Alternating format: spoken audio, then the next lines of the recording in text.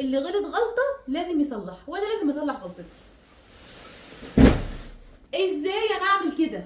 اقسم بالله ما عارفه ازاي انا وعيالي جاسر وآسر اعمل كده. ازاي انا اعمل كده؟ فاكره نفسي مين انا عشان اعمل ركنه بيضه واجيب ايه ده؟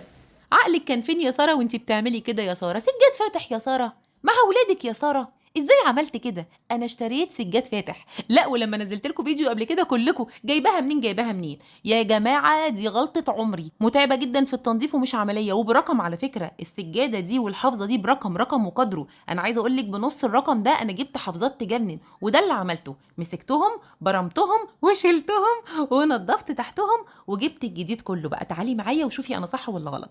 بجد يا جماعه، صيف يعني حافظات. لازم في الصيف تجيبي حافظات. انا جبت الحافظات دي، جبتها من جروب دلعي بيتك مع ملوكه. بجد الجروب ده حلو قوي، والماتيريال حلوه فوق ما تتخيلوا. بصوا الجمال، بسم الله ما شاء الله. عايزه اقول لك ان الخامه دي همر. انا جبت منها همر، وجبت كمان 3 دي، وجبت كمان ووتر بروف. هوريكي كل حاجه، ايه رايك بقى؟ شوفوا الجمال. ما تتريقوش على شكل الركنه، خلاص هي راحت عشان تتغير، وبرده على حسابي علشان انا اللي غلطت الغلطه وعملت اللون الفاتح ده. المهم خلينا في جروب دلعي بيتك مع ملوكه.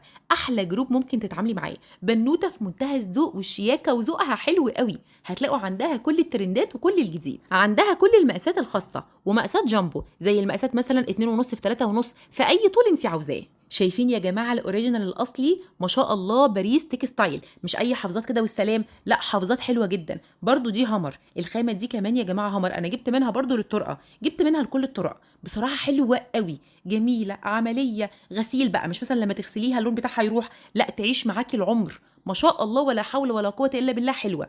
يا جماعه المشايه والسجاده بره برقم، يعني ليه؟ ما هو بصوا الجمال بقى. ايه رايكم في الحلاوه دي؟ وزي ما انت شايفه الظهر بتاعها مانع للانزلاق، مستحيل تاخدك وتجري. انا كنت جايبه نوع قبل كده من فتره وانا ماشيه، والله يا جماعه اتزحلقت وقعت على ظهري. لا، دي ما شاء الله ثابته في الارض جدا بسبب الظهر بتاعها ده، عمليه فوق ما تتخيلوا.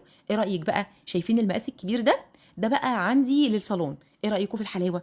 ما شاء الله حلو قوي. تحسيه كده تصميم تركي، ادى معايا فخامه حلوه قوي. بصراحه عجبني جدا. عايزه اقول لكم هي عندها جميع الاذواق، كل حاجه نفسك فيها هتلاقيها عند ملوكه. وايه رايكم بقى في حافظه الصالون؟ الحافظات يا جماعه بتاعت الصالون اسمها 3 دي، عندها تشكيله تجنن. انا حسيت الستايل التركي ده هيبقى لايق مع الصالون عندي، لان الصالون عندي مودرن كلاسيك، لا منه مودرن ولا منه كلاسيك، فحسيت هتبقى حلوه قوي. ولا انتوا ايه رايكم؟